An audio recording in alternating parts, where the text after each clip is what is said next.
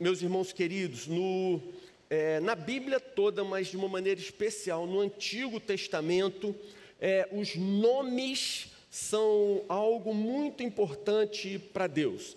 Só para vocês terem uma ideia, os nomes são tão importantes para Deus, que se você observar com cuidado a criação, você vai ver que Deus, no exato instante em que terminava de criar algo, Ele já nomeava. Então, já começa no versículo 5 de Gênesis: Deus chamou a luz dia. Ele criou o dia e colocou um nome desse tempo, desse momento, com essa palavra que a gente já conhece. As trevas Deus chamou noite. Então Ele criou algo e chamou de dia, nomeou de dia, criou outro e nomeou de noite. E assim Ele fez com o céu, assim Ele fez com a terra, assim Ele fez com o mar.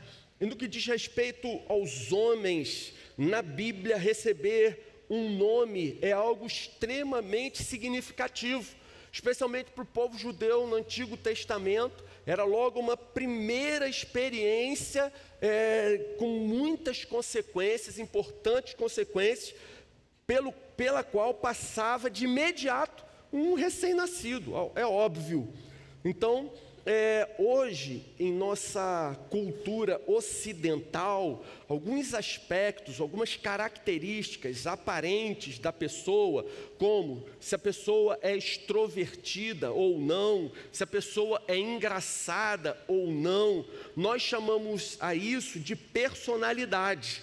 Mas na cultura do Antigo Testamento, esse conceito estava ainda mais ligado à questão do nome da pessoa, do que a simplesmente essas qualificações ou a essa definição do que seria nos dias de hoje personalidade. Então, o que você consegue observar de uma maneira bem específica no Antigo Testamento, mas também no Novo, é que a personalidade, o padrão, perdão, deixa eu retirar essa palavra, personalidade não, o padrão de comportamento que a pessoa adquiria, ele era chancelado ou influenciado de alguma maneira pelo nome que a pessoa recebia. Então, o nome na Bíblia é algo extremamente importante. Para vocês terem uma ideia, esse texto que vai aparecer na tela, 1 Samuel, capítulo 24, versículo 21, ele relata que num determinado momento, depois de Saul já ter sido rejeitado por Deus, Saul era rei em Israel, mas foi rejeitado por Deus, Davi foi ungido rei de Israel, no lugar de Saul, ambos se encontram. E então Saul faz um pedido a Davi. O que Saul pede a Davi? Saul pede: Davi, jure-me pelo Senhor que você não eliminará meus descendentes, nem fará meu nome desaparecer da família de meu pai. Se o nome desaparecesse, era considerado para o povo judeu, para aqueles povos da antiguidade, algo talvez pior do que uma sentença de morte. Significava que não apenas ele morreria, mas que o seu nome iria desaparecer. Não ficaria nenhum legado, não ficaria nenhuma história, nada de que seus descendentes viessem a se orgulhar, a se lembrar, com carinho, com respeito, etc. Eu me lembro ainda, na minha geração, ou melhor, na geração dos meus pais, essa questão de zelar pelo nome era uma coisa muito séria. Os nossos pais, eles se esforçavam para ter um nome digno, serem honestos, eles honravam a sua palavra, eles cumpriam seus compromissos. Então, diante disso, eu quero ler com vocês o texto de Lucas 16, a partir do versículo 19. É a história de Lázaro e de um certo homem rico. E o texto diz assim: havia um homem rico que se vestia de púrpura e de linho fino e vivia no luxo todos os seus dias. Diante do seu portão fora deixado um mendigo chamado Lázaro, coberto de chagas. Este ansiava comer o que caía da mesa do rico, Até os cães vinham lamber suas feridas. Chegou o dia em que o mendigo morreu e os anjos o levaram para junto de Abraão. O rico também morreu e foi sepultado. No Hades, que pode ser traduzido por inferno, sepultura ou algo assim, mas no Hades, no inferno, onde estava sendo atormentado, ele olhou para cima e viu Abraão de longe, com Lázaro ao seu lado. Então chamou: pai Abraão, tem misericórdia de mim, manda que Lázaro molhe a ponta do dedo na água e refresque a minha língua, porque estou sofrendo muito nesse fogo. Mas Abraão respondeu: filho, lembre-se de que durante a sua vida você recebeu coisas boas, enquanto que Lázaro recebeu coisas más. Agora, porém, ele está sendo consolado aqui, você está em sofrimento. Além disso, entre vocês e nós há um grande abismo, de forma que os que desejam passar do nosso lado para o seu ou do seu lado para o nosso, não conseguem. Ele respondeu: então lhe suplico, pai, manda Lázaro ir à casa de meu pai, pois tenho 5 irmãos, deixa que ele os avise, a fim de que eles não venham também para esse lugar de tormento. Abraão respondeu: eles têm Moisés, os profetas, que os ouçam. Não, pai Abraão, disse ele, mas se alguém dentre os mortos fosse até eles se arrependeriam. E Abraão respondeu: se não ouvem a Moisés e aos profetas, tampouco se deixarão convencer, ainda que ressuscite alguém dentre os mortos. É esse o texto. Considerações. Primeira consideração que eu quero fazer é: perguntaria aos irmãos como era o nome do mendigo? Lázaro. Como era o nome do homem rico? Não sabemos. Ele era identificado pelo que tinha, pelo seu patrimônio, pelo seu estilo de vida luxuoso, confortável. Primeira consideração a fazer é que a única coisa que o mendigo tinha e o rico não era o nome. Olha que coisa curiosa. A única coisa que o mendigo tinha e o rico não era o nome. O nome Lázaro significa aquele que Deus ajuda. Mas o rico, ele é descrito nessa história apenas como alguém que se vestia de púrpura e de linho fino e vivia no luxo todos os dias. Você vê o que acontece? Lázaro, o nome identifica uma pessoa e diz: olha, ele tinha uma essência. E o rico só tinha dinheiro. Lázaro tinha personalidade, Lázaro tinha caráter, era alguém identificável no meio dessa história, no meio do reino de Deus. Mas o rico possuía apenas um bom patrimônio material. Segunda consideração, irmãos: Deus pode nos dar um nome novo. Deus pode nos dar um nome novo. Apocalipse capítulo 2, 17. Aquele que tem ouvidos, ouça o que o Espírito diz às igrejas. Ao vencedor darei do maná escondido. Também lhe darei uma pedra branca, com um novo nome nela inscrito, conhecido apenas por aquele que o recebe. Gente, com certeza, algumas pessoas sujam os seus nomes porque deixam de honrar seus compromissos. Alguns profissionais desgastam seus nomes porque se tornaram pessoas displicentes, negligentes. Alguns alunos sujam seus nomes porque se tornaram pessoas desleixadas. Alguns filhos desonram seus nomes porque se tornaram rebeldes sem casa. Mas a boa notícia que o texto dá para a gente é que em Cristo nós podemos ter um novo nome. Jesus pega os nomes que foram desprezados, destruídos, desgastados e transforma em nomes dignos, honrados, admirados, preciosos. Você encontra isso fartamente na Bíblia.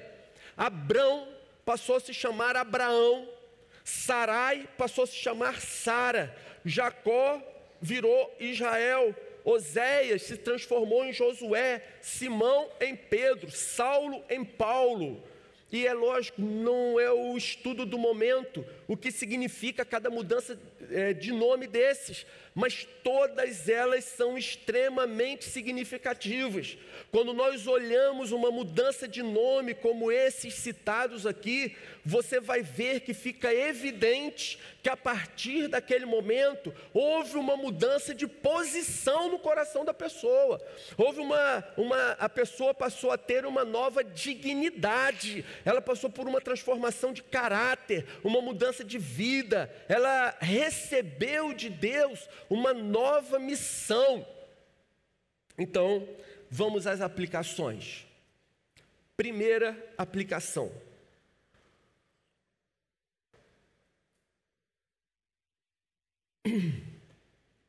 Primeira aplicação, se você puder fazer o favor, entenda que Deus não nos avalia pela nossa performance, mas pelo nosso caráter. Quando Deus olha para nós, Ele não nos avalia pela nossa performance, produtividade, produção, pelas metas alcançadas ou coisas desse tipo, mas Ele nos avalia segundo o nosso caráter, segundo a nossa essência, segundo o nosso coração, de acordo com a nossa alma. Lázaro, como foi dito, é aquele a quem Deus ajuda. E o rico? O rico é apenas alguém que tinha ganhado muito dinheiro e vivia regaladamente.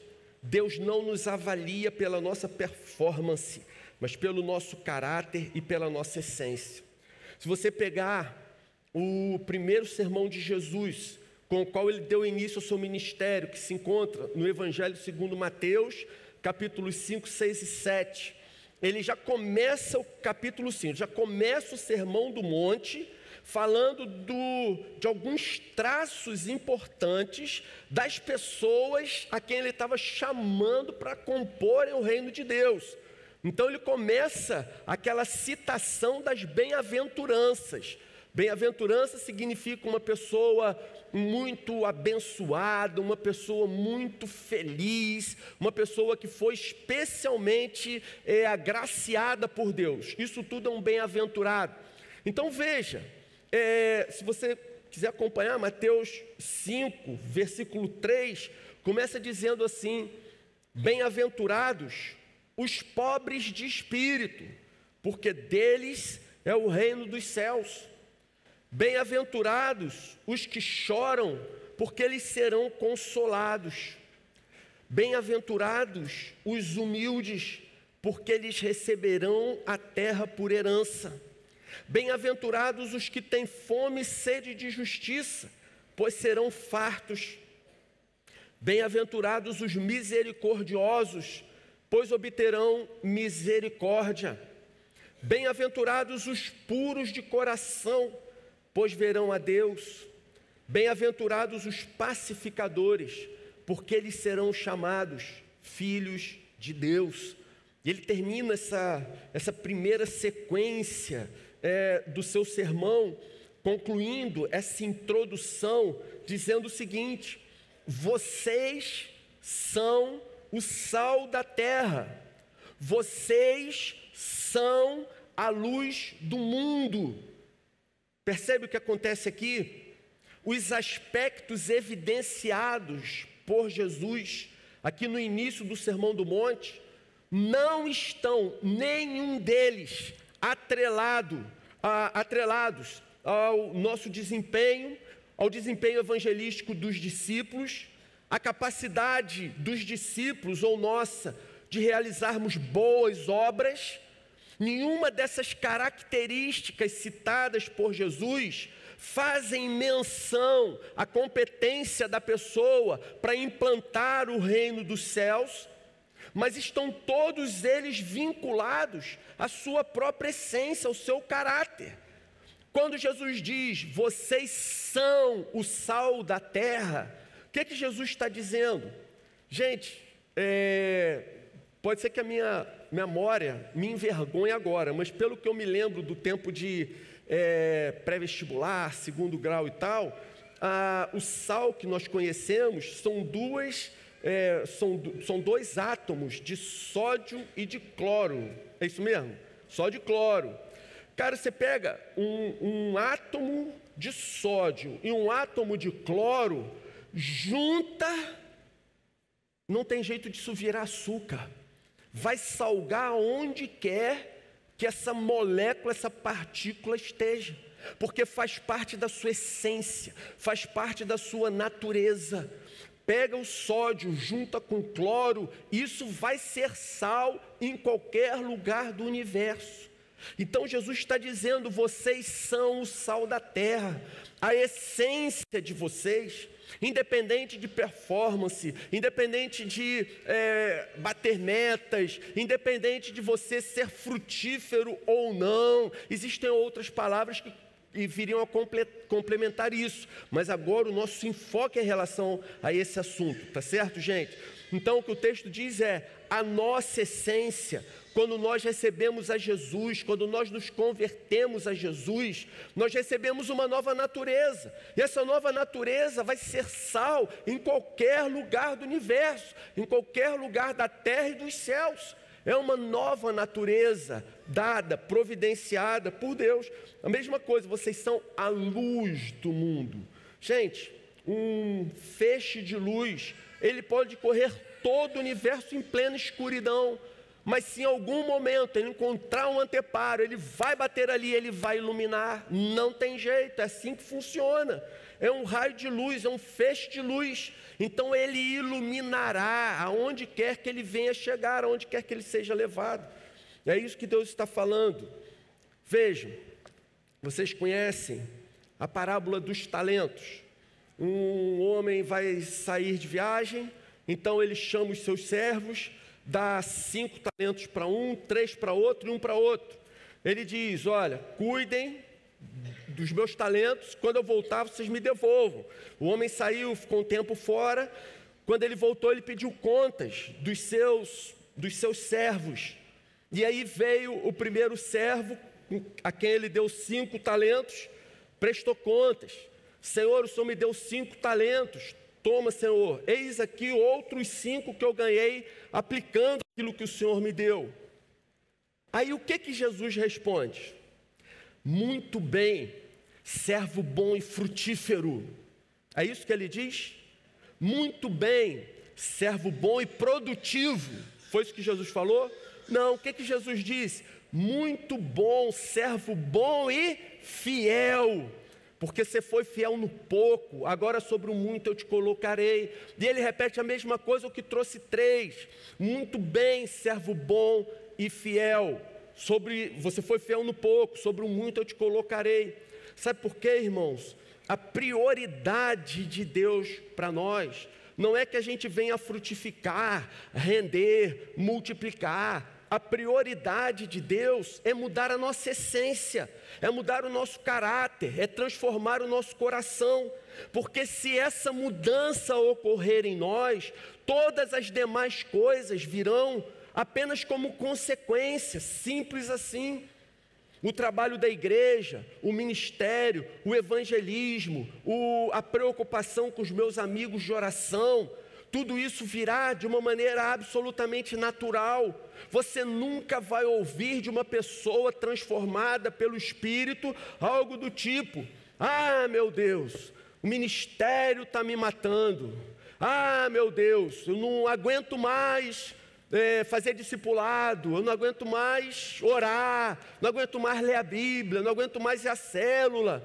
Se a pessoa foi transformada pelo Espírito, todas essas coisas virão como consequência. Vejam, no que nós lemos em relação às bem-aventuranças, humildade, quebrantamento, pureza de coração, misericórdia, nenhuma delas está associada à performance. Todas estão vinculadas ao caráter da pessoa. Então, no reino de Deus, o que vale é isso, a essência, o caráter, não a aparência, não a performance. pode dizer amém? Amém. Segunda aplicação. Peça a Jesus um novo nome. Peça a Jesus um novo nome. Tem gente que o nome já está tão desgastado, o nome ficou mal falado pelo passado, o nome está atrelado a coisas ruins, que quer esquecer, que não quer mais se lembrar, em nenhum momento da sua vida. O nome está atrelado a atitudes péssimas, de repente, que tivemos no passado. Mas, gente, você quer um novo nome? Como foi falado ainda há pouco, um nome que não esteja desgastado. Você quer um novo nome que não esteja desonrado, que não seja menosprezado, mas você quer um nome exaltado, honrado, digno. Irmãos e irmãs, peçam a Jesus. O texto que nós lemos ainda há pouco, Apocalipse 2,17, diz: aquele que tem ouvidos, ouça o que o Espírito diz às igrejas. Ao vencedor darei do maná escondido, também lhe darei uma pedra branca com um novo nome. Vou dar a vocês um novo nome. Quem está em Cristo recebe no coração do Pai um novo nome, conhecido apenas por aquele que o recebe. O Senhor nos dá um novo nome. O Senhor nos livra desse nome do passado. Meus irmãos, eu me converti com 20 anos de idade. Alguns consideram isso ainda jovem, mas eu me arrependo, eu lamento não ter me convertido ainda antes. Que eu dou graças a Deus é que eu conheci Fátima e comecei a namorá-la depois que eu já tinha recebido um novo nome. Fátima nunca conheceu o Henrique antigo, ela nunca conheceu o Henrique desgastado, o Henrique longe de Deus. Graças a Deus, meus filhos nunca pegaram essa fase. É uma fase que, como vocês sabem, eu nem gosto de falar, porque já ficou no mar do esquecimento do Senhor. Por que eu vou ficar me lembrando disso? Então são coisas que ficaram lá para trás. Mas eu recebi um novo nome. Hoje o que eu penso é: se eu não fui um bom filho, agora eu quero ser o melhor pai possível. Se no passado o meu relacionamento com as namoradas foi péssimo, agora eu quero me tornar o melhor marido do mundo para minha amada esposa.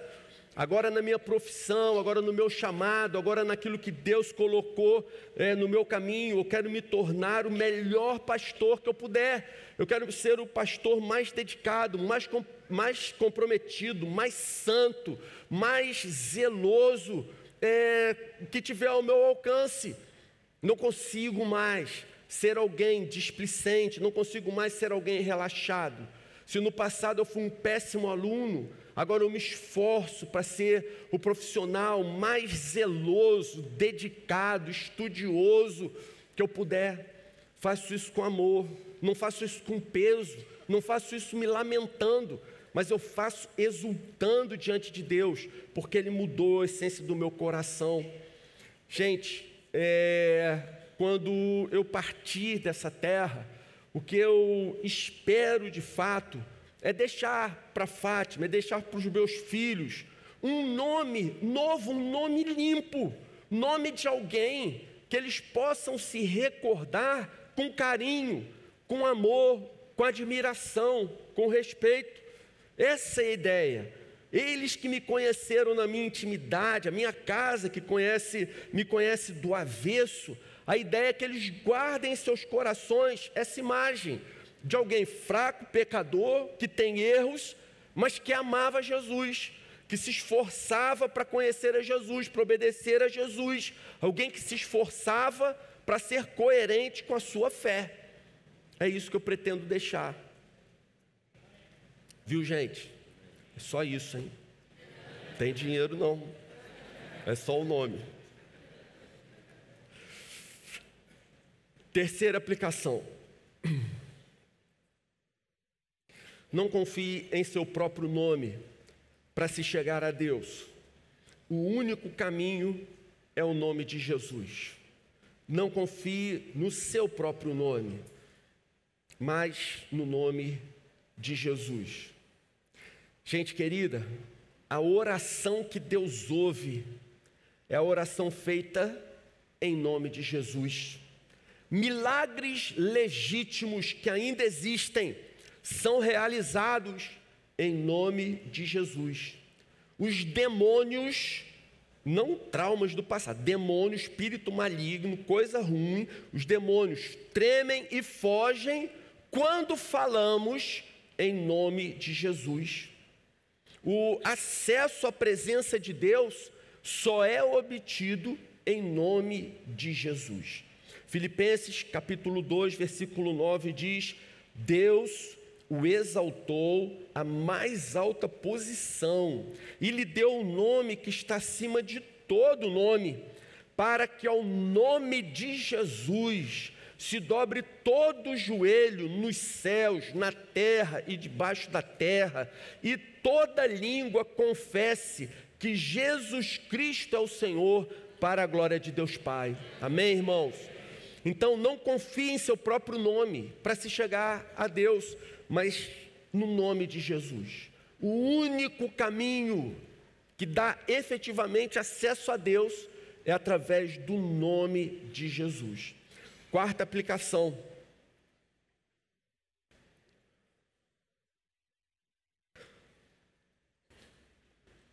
Eu disse quarta aplicação. Obrigado. Quarta aplicação. Use sua capacidade, sua performance, sua competência, seus recursos para exaltar o nome que realmente importa.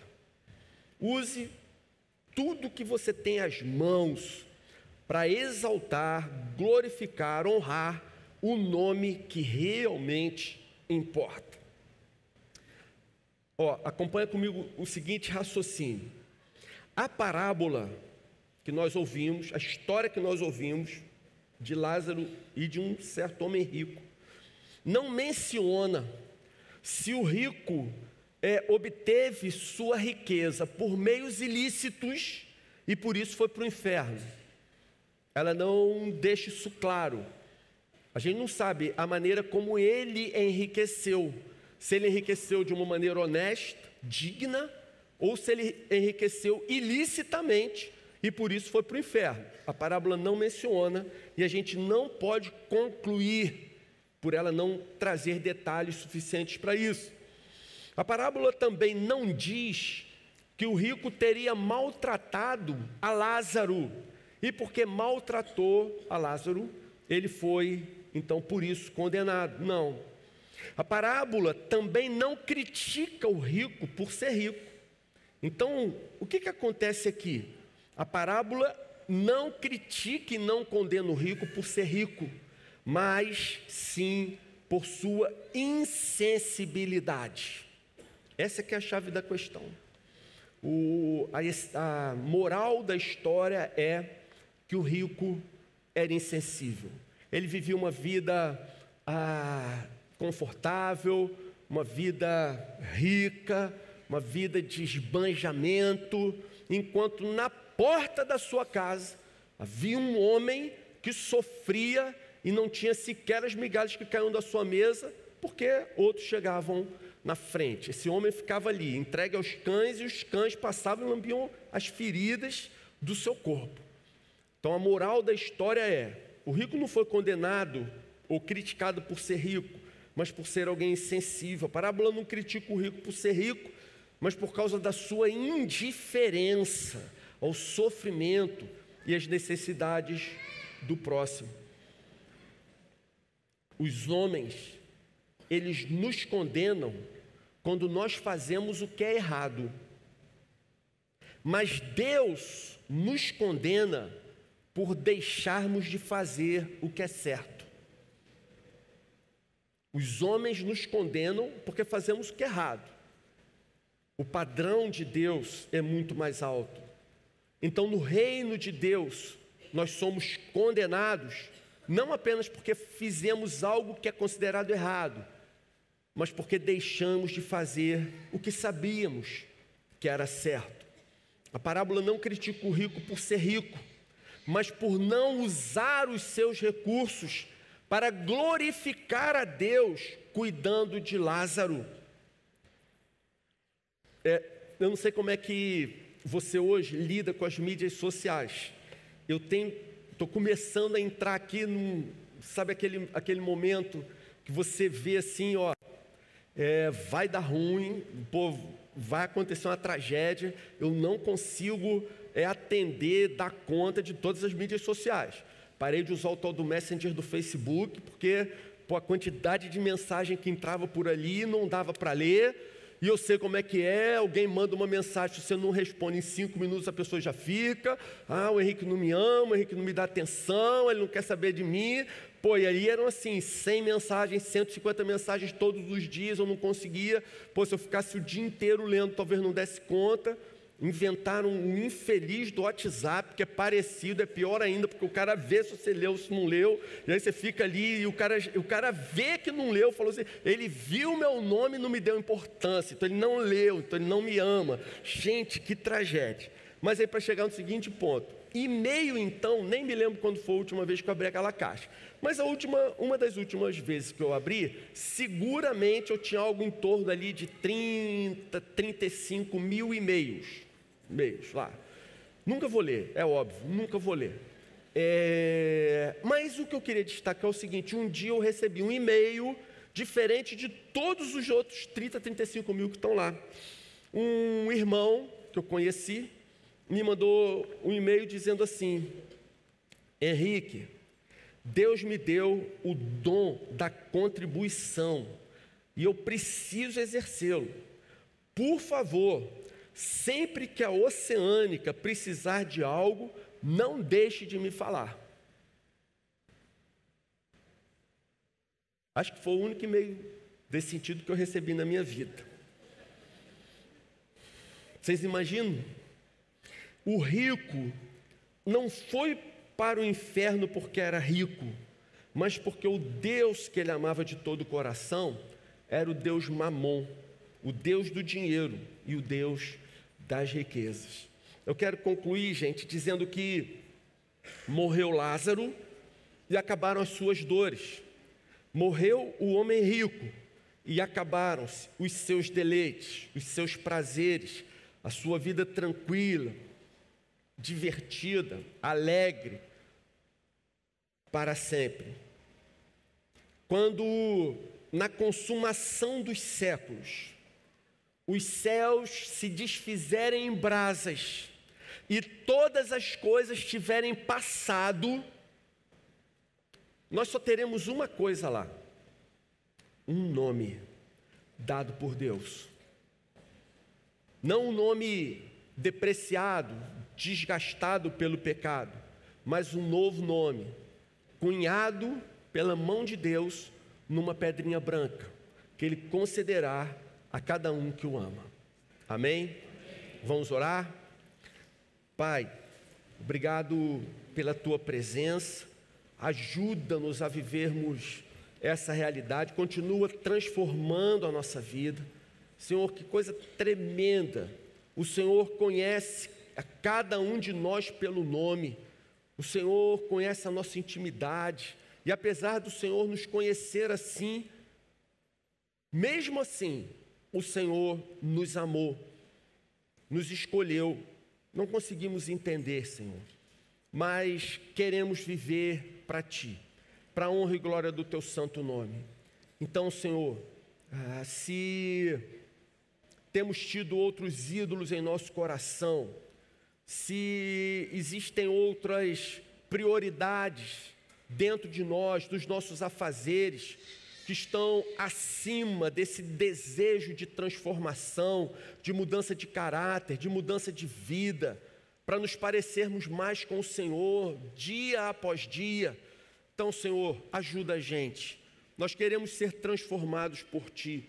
Não queremos ter nada acima disso, mas queremos amar o Senhor acima, sobre qualquer outra coisa. Que a boa mão do Senhor permaneça sobre nós e que o Senhor nos ajude ao longo de todo esse processo. Nós pedimos e agradecemos no nome do Senhor. Amém.